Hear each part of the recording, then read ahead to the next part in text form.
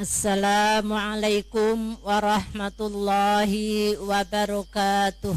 Waalaikumsalam warahmatullahi. Bismillahirrahmanirrahim.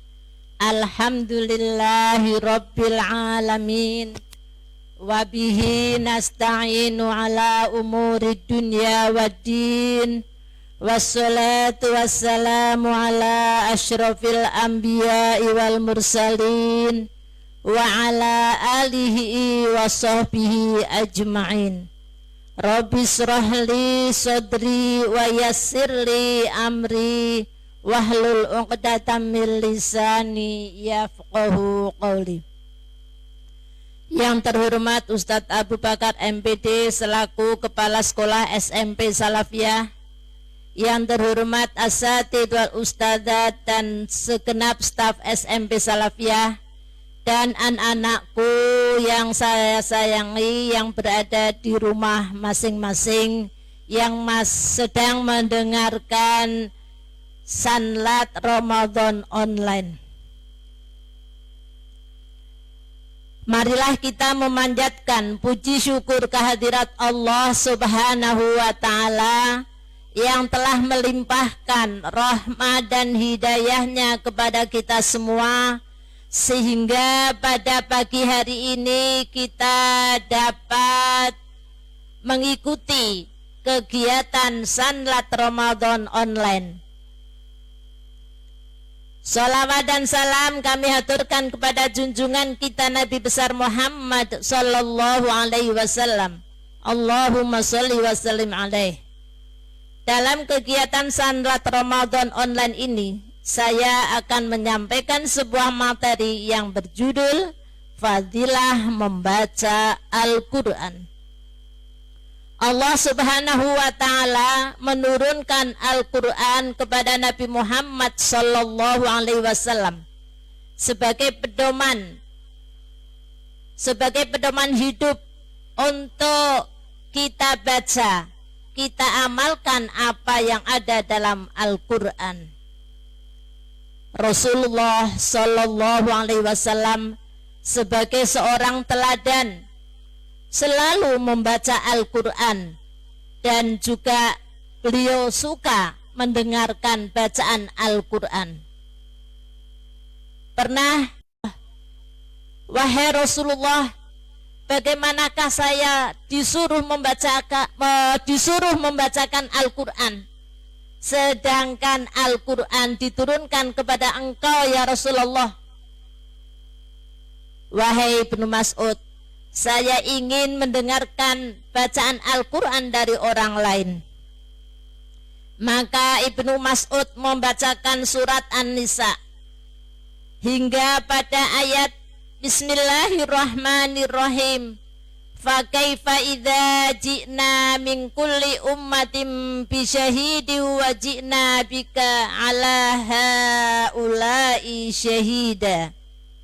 Dan bagaimanakah keadaan orang kafir nanti jika kami mendatangkan seorang saksi, Rasul dari setiap umat, dan kami mendatangkan engkau Muhammad sebagai saksi atas mereka. Nabi bersabda, cukuplah sampai di sini. Ibnu Mas'ud melihat Rasulullah dalam keadaan bercucuran air mata, menangis setelah dibacakan ayat tersebut di atas. Juga sahabat-sahabat Rasulullah, ketika dibacakan ayat-ayat Al-Quran mengenai tentang adab-adab Allah, maka para sahabat menangis. Sahabat Abu Bakar waktu mengimami sholat, beliau membaca Al-Quran selalu terisak-isak menangis.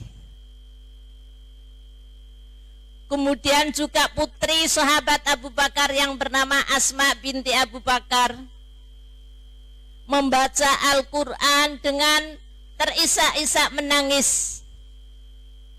Di situ ada seorang sahabat hendak pergi, apa yang dibaca oleh sahabat Asma binti Abu Bakar? As-shaimin was-shaimat yang dimuliakan oleh Allah Subhanahu wa Ta'ala. Adapun fadilah membaca Al-Quran itu satu sebagai pemberi syafaat, yang kedua mendapat kebaikan berlipat ganda, tiga berkumpul dengan para malaikat, empat mendapat kedudukan tinggi di surga, lima berhak menjadi teladan, enam senantiasa dinaungi cahaya. Tidak mungkin kalau semua fadilah itu saya sampaikan di sini karena waktunya terbatas. Hanya dua saja yang akan saya sampaikan tentang fadilah membaca Al-Quran. Yang pertama adalah Al-Quran adalah sebagai pemberi syafaat, sebagaimana sabda Rasulullah Sallallahu Alaihi Wasallam. Bismillahirrahmanirrahim.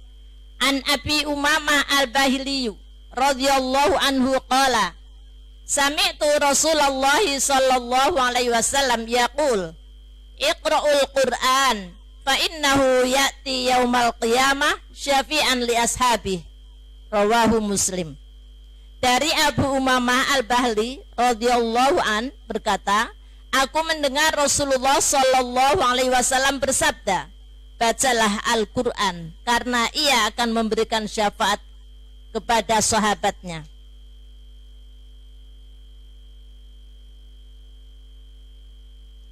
Hadirin dan hadirat yang dimuliakan oleh Allah Subhanahu wa taala, ada sebuah kisah pada zaman Nabi Isa alaihissalam. Ada beberapa anak kecil sedang bermain kelereng, di mana dalam permainan itu anak-anak yang kalah disuruh membayar 40 dirham.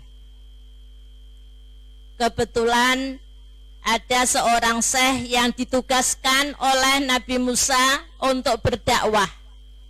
Melihat anak-anak kecil sedang bermain, di mana istilahnya totoan ataupun judi, syekh tersebut mengingatkan kepada anak-anak kecil, tidak boleh seperti itu namanya judi.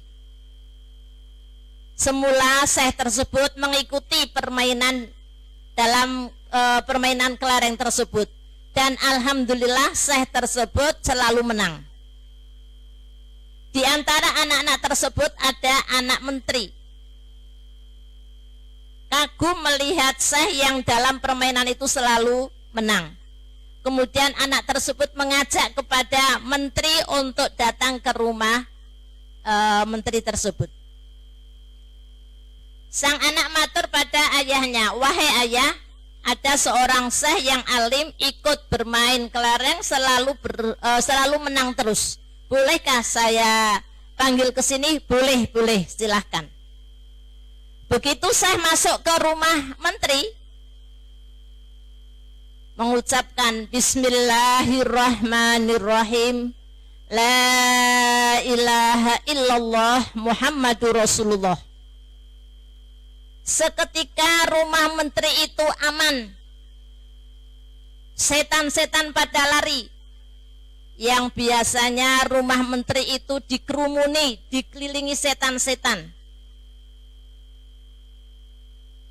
Menteri itu kagum melihat keadaan rumah yang begitu tenang, tidak ada setan yang berada di rumahnya. Setelah sampai di rumah, menteri itu memberikan suguhan makanan kepada syekh tersebut.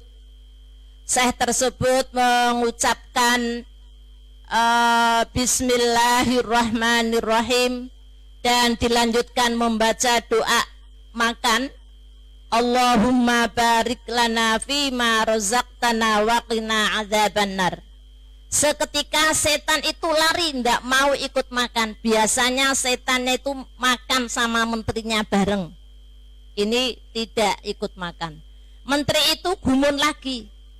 Akhirnya menteri itu bertanya kepada syekh, wahai syekh, mengapa demikian? Siapakah engkau dan apa tujuan engkau? Saya adalah seorang syekh yang diutus oleh Nabi Isa alaihissalam untuk berdakwah. Saya ingin seperti engkau, Syekh. Boleh, tapi menteri harus mengikuti saya. Ya, saya akan mengikuti. Apa persyaratannya? Menteri bersama keluarganya setiap akan melakukan kegiatan yang baik harus mengucapkan Bismillahirrahmanirrahim. Akhirnya menteri beserta keluarganya mengucapkan Bismillahirrahmanirrahim. La ilaha illallah Muhammadur Rasulullah.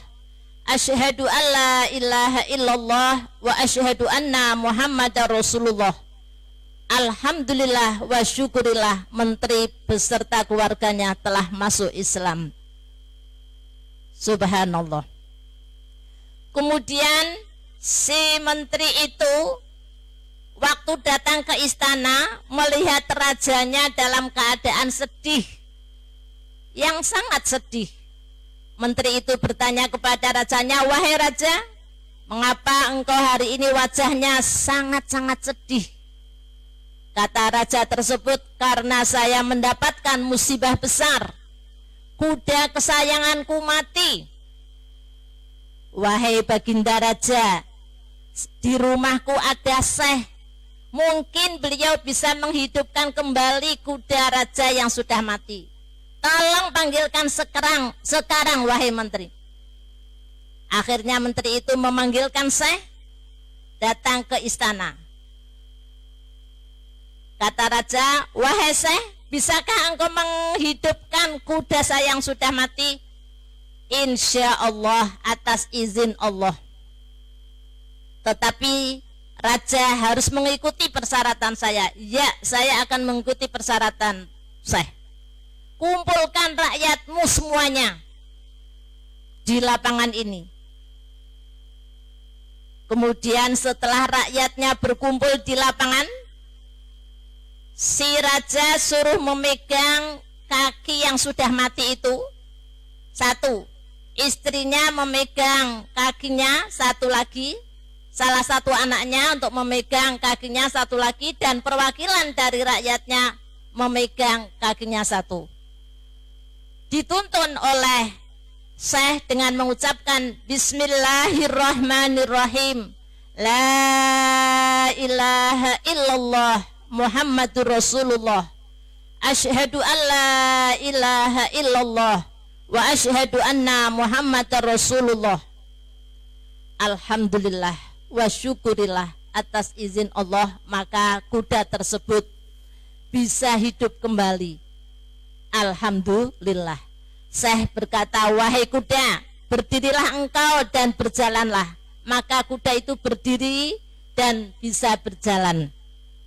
Ini merupakan syafaat dari Allah. Dengan membaca Al-Quran, Allah memberikan syafaat kepada menteri, kepada raja, dan kepada kuda yang sudah mati itu bisa hidup kembali. Ini termasuk fadilah membaca Al-Quran sebagai pemberi syafaat.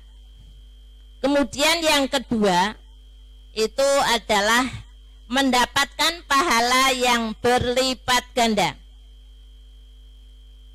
Anak-anakku, santriwan santriwati yang dimuliakan oleh Allah Subhanahu wa taala, tentunya anak-anak kemarin telah ditugaskan dari sekolah untuk tadarus online, ya kan?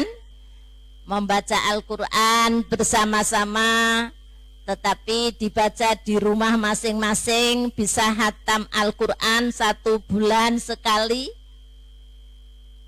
Satu anak membaca berapa ayat atau berapa halaman, kemudian dari jumlah murid satu kelas itu alhamdulillah dapat menghatamkan Al-Quran. Subhanallah, bayangkan ini ada 21 kelas, berarti SMP Salafiyah telah menghatamkan 21 Al-Quran. Subhanallah, semoga anak-anak mendapatkan pahala yang berlipat ganda. Allahumma amin.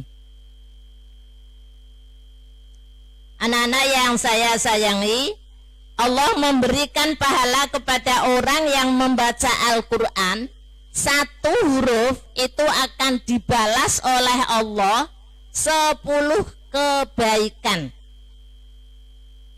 Allah akan memberikan pahala kepada orang yang membaca Al-Quran, itu satu huruf itu akan mendapatkan pahala 10 kebaikan. Berapa yang kita baca? Misalkan kita membaca satu halaman saja, misalkan ada 2000 huruf, maka akan mendapatkan pahala yang berlipat ganda. Apalagi di bulan Ramadan sudah dilipatkan 10, dilipatkan lagi sampai 700 lipat. Subhanallah. Sebagaimana sabda Rasulullah sallallahu alaihi wasallam, Bismillahirrahmanirrahim. An Abdullah bin Mas'ud radhiyallahu an yaqulu, qala Rasulullah sallallahu alaihi wasallam, man qara'a harfan min kitabillah falahu bihi hasanah wal hasanatu bi asyri amsalihha. La aqulu alif lam mim harfun, walakin alifun harfun wa lamun harfun wa mimun harfun. Rawahu Tirmidzi. Rasulullah sallallahu alaihi wasallam bersabda, barang siapa membaca satu huruf dari kitab Allah Al-Quran, maka ia akan mendapatkan satu kebaikan, dan satu kebaikan dibalas 10 kali lipatnya. Aku tidak mengatakan alif lam mim satu huruf, akan tetapi alif satu huruf, lam satu huruf, mim satu huruf. Subhanallah. Inilah pahala orang yang membaca Al-Quran. Seperti tadi anak-anak telah menghatamkan Al-Quran, berapa banyaknya pahala yang diraih oleh anak-anak bisa menghatamkan Al-Quran. Itu secara jamaah bisa hatam. Saya mau tanya, apakah anak-anak secara pribadi sudah hatam atau belum dalam bulan Ramadan ini? Marilah kita fastabiqul khairat, untuk berlomba-lomba dalam kebaikan, memperbanyak membaca Al-Quran. Kalau toh ada anak yang belum hatam, ini kurang 3 hari kita kebut supaya nanti bisa hatam Al-Quran. Allahumma amin. Minimal 1 kali hataman. Berarti kalau 1 kali hataman itu one day one juz, 1 hari 1 juz. Lebih-lebih kalau bisa hatam 2 kali, 3 kali dan seterusnya. Allahumma amin. Seperti Al-Hafidh Ustadz Ridho itu dalam bulan Ramadan 1 hari bisa hatam Al-Quran. Subhanallah. Bukan 1 hari 1 juz, tapi 1 hari 30 juz. Subhanallah. Seperti juga Imam Syafi'i, setiap bulan Ramadan itu bisa menghatamkan Al-Quran 1 hari 2 kali. Subhanallah. Bisakah kita meniru? Insya Allah. Anak-anak yang dimuliakan oleh Allah, demikianlah materi yang dapat saya sampaikan. Mudah-mudahan apa yang saya sampaikan bermanfaat untuk kita semua dan kita dapat mengamalkannya, terutama ustazah sendiri.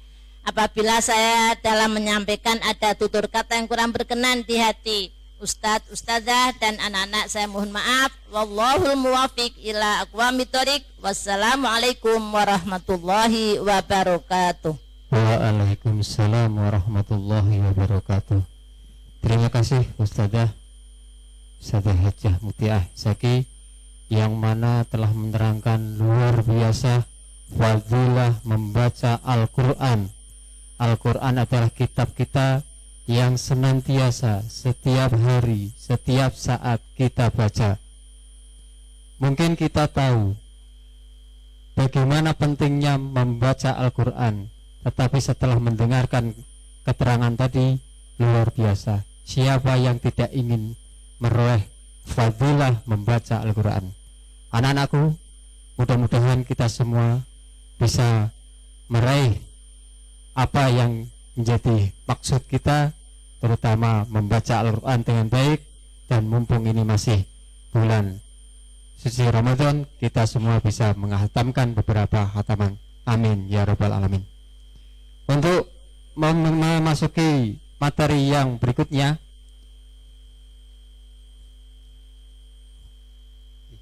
oh iya, anak-anak sekalian, untuk setiap kali materi ini ada kuis yang menarik, yang mana akan memperoleh hadiah yang istimewa.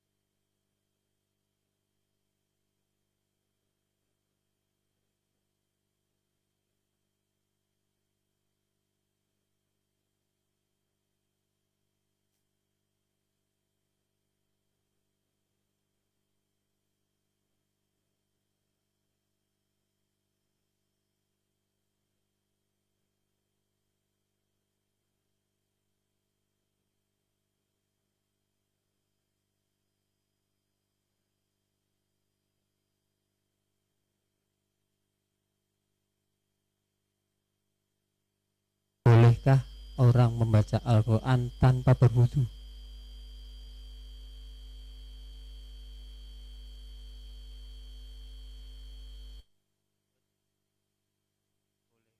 Orang membawa,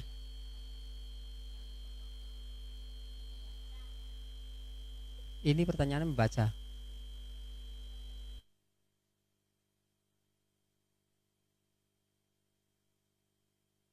Ya, terus Al-Quran diturunkan kepada Nabi siapa?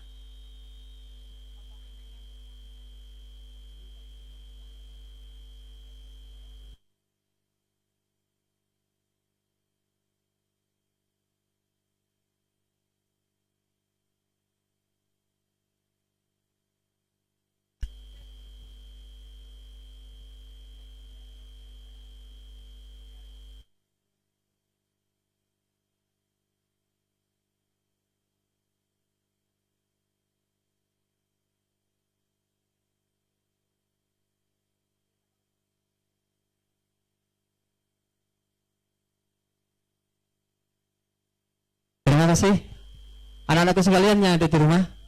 Untuk acara ini kita isi dengan kuis yang sangat menarik sekali.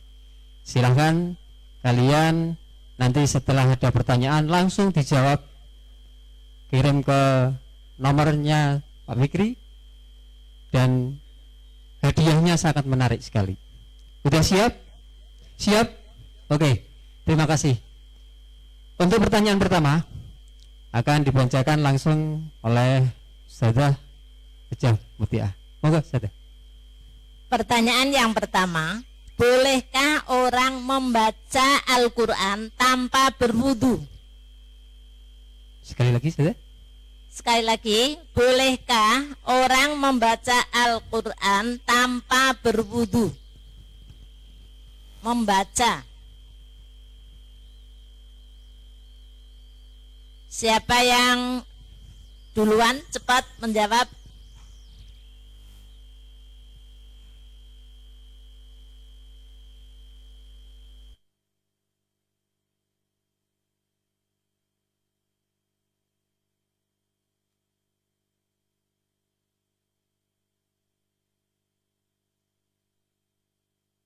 Oke. Siapa yang cepat? bolehkah saja tadi? Bolehkah orang membaca Al-Quran tanpa berwudu? Membaca Al-Quran tanpa berwudu. Ini saya yakin anak-anak salafiyah, santri-santri salafiyah bisa menjawabnya. Membaca Al-Quran adalah amalan kita setiap hari. Ini boleh tidak membaca Al-Quran tanpa berwudu? Insya Allah semuanya bisa. Segera saya tunggu jawabannya. Terus akan ada kuis yang berikutnya lagi. Dan kalian tunggu semua materi, ada kuis-kuis yang menarik. Kesungguh-sungguhan kalian adalah kalian tandanya ingin segera bisa. Salafiyah umuna jaya selalu. Ayo anak-anak, semangat.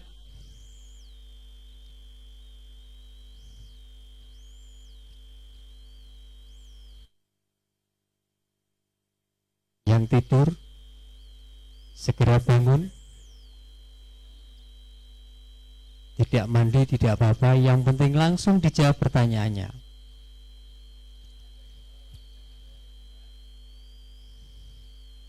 Ini para asatidz di sini ingin segera menjawab, tetapi ini dikhususkan untuk santri-santri, murid-murid SMP Salafiyah yang kami banggakan. Kalian bisa. Bolehkah membaca Al-Quran tanpa berwudu? Ayo, siapa cepat dapat. Ma'an najah. Amin.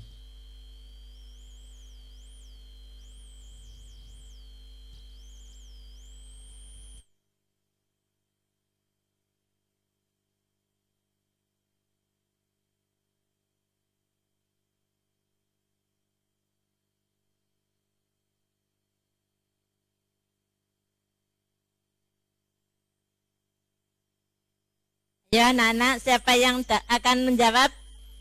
Pertanyaan sangat mudah. Halo. Belum ada satupun Halo, yang ya. dapat menjawab. Dengan siapa ini? Halo. Reza, kelas 9 apa mas? 9. Oke. Tadi pertanyaannya sudah jelas? Oke. Terus jawabannya silahkan langsung dijawab. Jawabannya tidak boleh karena di dalam Al-Quran, Ya. karena di dalam Al-Quran terdapat tulisan ayat lain.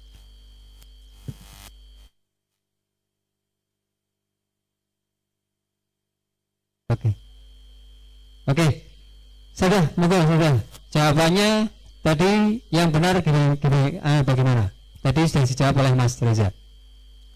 Tadi Mas Reza menjawab, jawabannya tidak boleh ya, karena berdasarkan Al-Quran la yamassuhu illal mutahharun.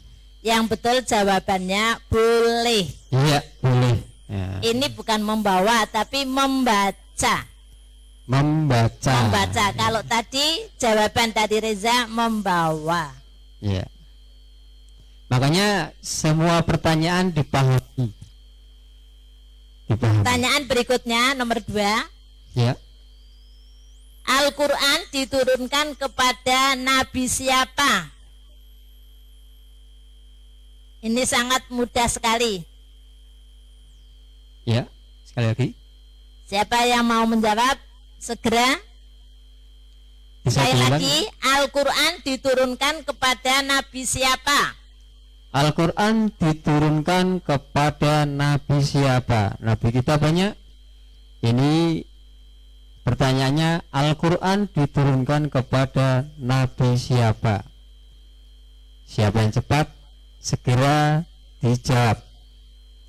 Dipahami perintahnya, dipahami pertanyaannya dengan teliti. Ayo anak-anak, kalian bisa.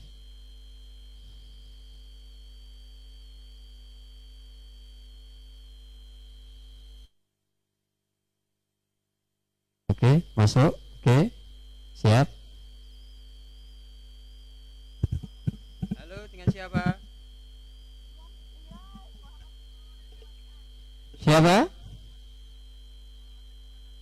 Muhammad Rizkon Nafian, kelas 7D.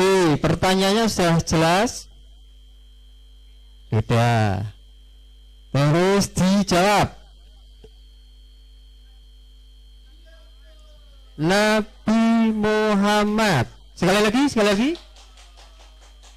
Nabi Muhammad. Ustazah?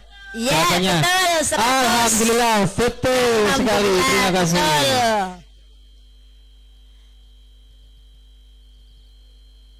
Untuk hadiahnya langsung kiriman pulsa dari kami senilai Rp50.000 kontan. Alhamdulillah. Untuk pertanyaan berikutnya, masih ada, saudara? Masih ada pertanyaan satu ketiga. lagi. Yang lain siap supaya semuanya dapat menjawab. Siapa yang cepat akan dapat. Pertanyaan yang ketiga, Al-Quran merupakan sumber hukum Islam yang keberapa? Sekali lagi, Al-Quran merupakan sumber hukum Islam yang keberapa? Sudah jelas pertanyaannya?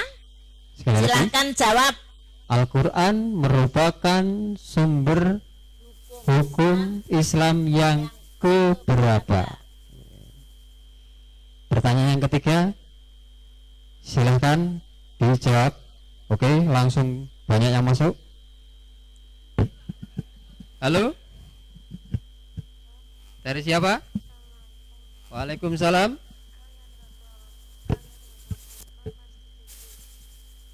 Ulangi. Dari siapa? Aliyatul Faikoh kelas 7 7D. Pertanyaannya sudah jelas, Mbak? Sudah, jawabannya apa?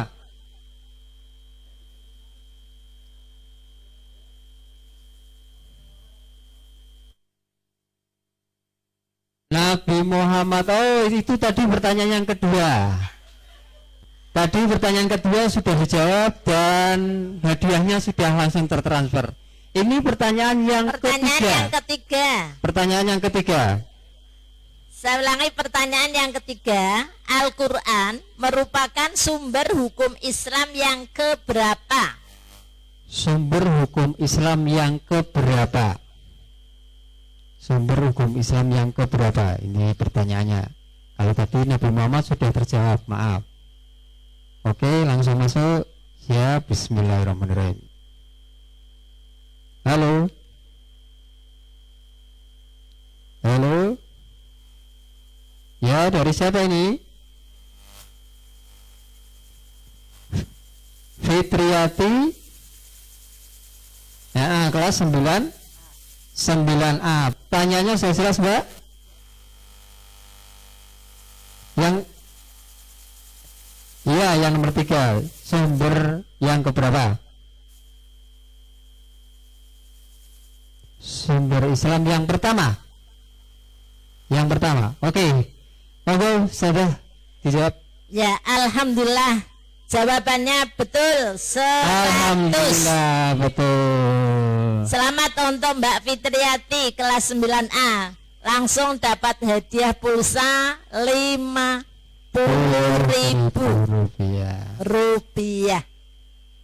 Demikianlah kuis dari materi saya, yaitu tentang fadilah membaca Al-Quran. Terima kasih.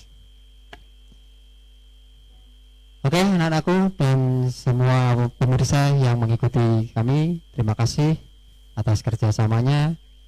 Jadi kita tegaskan lagi, setiap materi ada kuis yang harus dijawab, makanya diikuti dan hadiahnya langsung tertransfer kontan.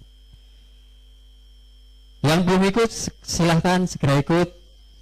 Yang kemungkinan masih layah-layah, tidur, boleh sambil aktivitas kegiatan kalian di rumah sambil ngaji bareng dengan mengisi atau menjawab kuis-kuis yang akan kita lempar pada setelah pemateri nanti. Terima kasih Bu Hajah Mutia, semuanya mudah-mudahan yang disampaikan bermanfaat bagi kita semua. Amin ya rabbal alamin. Oke anak-anakku sekalian dan para pemirsa semuanya, karena ini yang mengikuti ternyata bukan anak-anak yang masih aktif tok, banyak alumni-alumni yang ikut andil. Terima kasih semuanya. Mudah-mudahan tambah berkah, tambah ilmu yang bermanfaat. Amin Allahumma amin. Untuk sesi yang kedua yaitu akan disampaikan oleh Ustadzah Qurratul Aini SAG dengan pembahasan materi Risalatul Mahid. Risalah Mahid itu tentang bab haid bagi wanita-wanita dan tentunya tidak kalah pentingnya bagi laki-laki juga, karena tadi sudah diterangkan oleh Bapak Kepala Sekolah bahwasanya semua itu laki-laki juga akan berkaitan dengan perempuan. Untuk menyingkat waktu, langsung saja Ustadzah Qurratul Aini SAG, waktu dan tempat dipersilakan. Monggo.